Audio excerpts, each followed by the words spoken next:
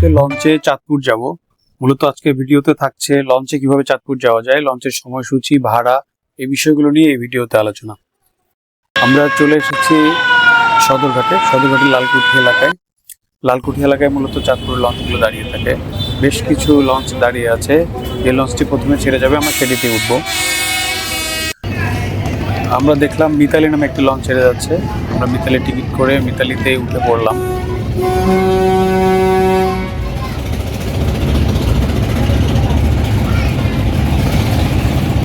Already Mitali লঞ্চটি ছেড়ে দিয়েছে।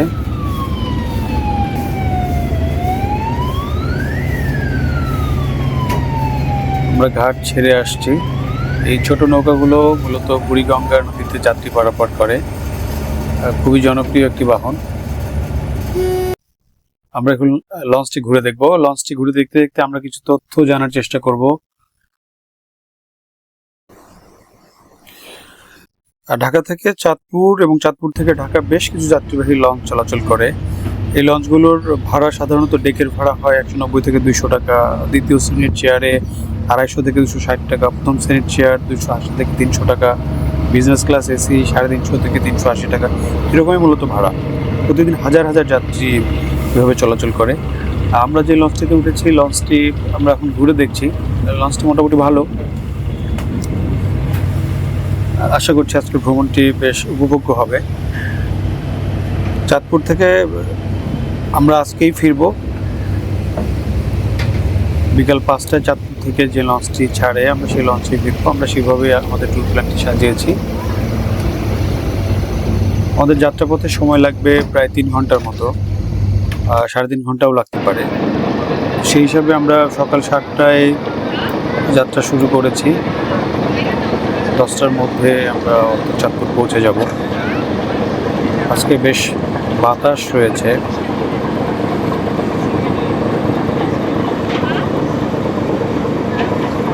সকাল থেকে আকাশ অনেক মেঘলা। আমরা ভাবছি হয়তো যে কোনো সময় বৃষ্টি আসবে, তবে রোদ নেই। এই জন্য মূলত আবহাওয়াটাকে খুবই চমৎকার বলছি আমি। গরমও কম।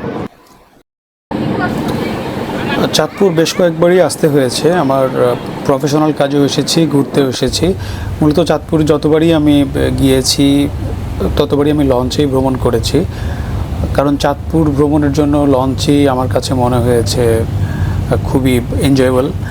লঞ্চে যানজট নেই, লঞ্চের সময়ও কম লাগে, খরচের দিক থেকেও সাশ্রয়ী।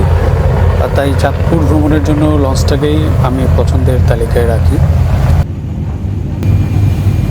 বিশেষ করে লঞ্চের রেলিং ধরে দাঁড়িয়ে নদীর দৃশ্য দেখা, দুপাশে বিভিন্ন এলাকার যে জনজীবন চোখে পড়ে, সেগুলি খুবই আমি উপভোগ করি, বেশ ভালো লাগে। আর নদীতে সবসময় একটা হালকা বাতাস থাকে, এই বাতাসটাও আমি খুব উপভোগ করি। সব মিলে দারুণ সময় কাটে চাঁদপুরের এই ভ্রমণে।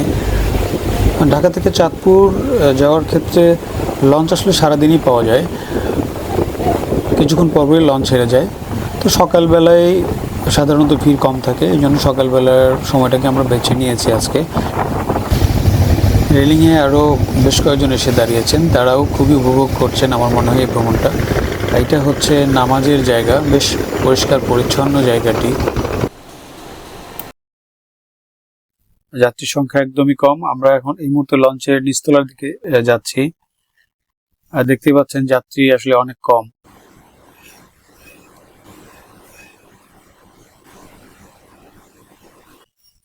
লেখা আছে বসার নিষেধ, তারপর অনেকেই আসলে বসে আছে। ভ্রমণে আসলে মানুষ এত নিয়ম মানতে চায় না, যে যেভাবে কমফোর্ট ফিল করে সেভাবেই আসলে উপভোগ করার চেষ্টা করে। নদীর ঢেউ উপভোগ করতে হলে আপনাকে অবশ্যই লঞ্চের নিচতলায় বসতে হবে। এগুলো সব মাছ ধরা নৌকা।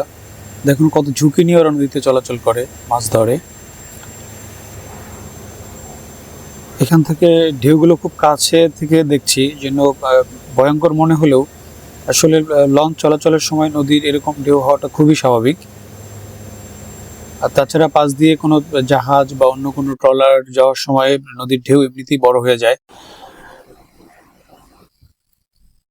আমরা অনেকটা সময় পার করে ফেলেছি, আমরা চাঁদপুরের খুব কাছাকাছি এসেছি, ঘড়ির সময় সেটাই বলছে।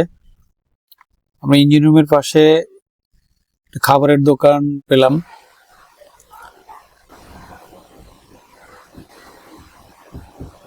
লঞ্চের মধ্যে টিউবওয়েল, ব্যাপারটা অনেক মজার না? আমরা এইবার একটু লঞ্চের যিনি চালক, মাস্টারের যেখান থেকে লঞ্চ পরিচালনা করা হয়, চালানো হয়, সেখানে একটু যাওয়ার চেষ্টা করব।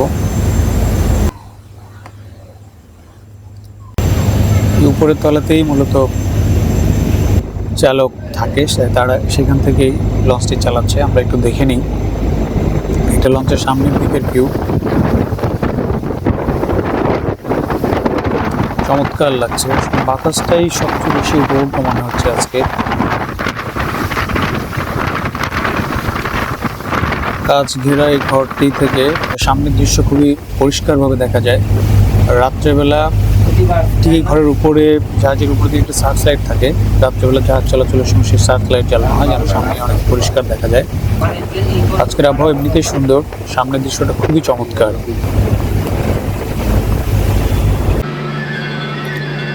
দিনের শুরুতে আকাশ মেঘলা দেখে ভেবেছিলাম হয়তো বৃষ্টি হবে, শেষ পর্যন্ত বৃষ্টি আসেনি। তবে এই মেঘলা আবহাওয়াতে আমরা চমৎকার উপভোগ করেছি। আরও একটি লঞ্চ চাঁদপুর ঘাটে এসে পৌঁছে গেল। আমরা কিছুক্ষণের মধ্যেই এই চাঁদপুর লঞ্চ ঘাটে নামবো। নেমে সারাদিনে আমাদের বেশ কিছু প্ল্যান আছে, সেই জায়গাগুলোতে আমরা যাব। ইলিশ বাজার ঘুরে দেখার আমাদের পরিকল্পনা রয়েছে। তারপরে চাঁদপুরের যে 3 নদীর মোহনা, সেখানে আমরা ঘুরে দেখবো। এছাড়া চাঁদপুর শহরটাও আমরা ঘুরে দেখবো। আসলে ঢাকার কোলাহল থেকে বেরিয়ে একদিনের ছুটি কাটাতে চমৎকার জায়গা এই চাঁদপুর বা চাঁদপুর ভ্রমণ। বিশেষ করে সকালে বেরিয়ে সারাদিন চাঁদপুর ঘুরে আবার সন্ধ্যায় ঢাকা ব্যাক করা যায়। সব মিলিয়ে একদিনের ভ্রমণের জন্য চাঁদপুর খুবই উত্তম জায়গা। আপনি আপনার বন্ধু বান্ধব বা পরিবার নিয়ে একদিনের জন্য বেরিয়ে যেতে পারেন, ঘুরে যেতে পারেন চাঁদপুর। আমরা এর পরবর্তী ভিডিওতে দেখবো একদিনের জন্য চাঁদপুর এসে আমরা কোন কোন জায়গায় ঘুরে দেখলাম, চাঁদপুরের মূল আকর্ষণীয় জায়গাগুলো কীভাবে চাঁদপুরে সারাদিন সময় কাটাবেন, সেটা পরবর্তী ভিডিওতে আমরা দেখাবো। আমাদের পাশেই থাকবেন। সবাইকে ধন্যবাদ।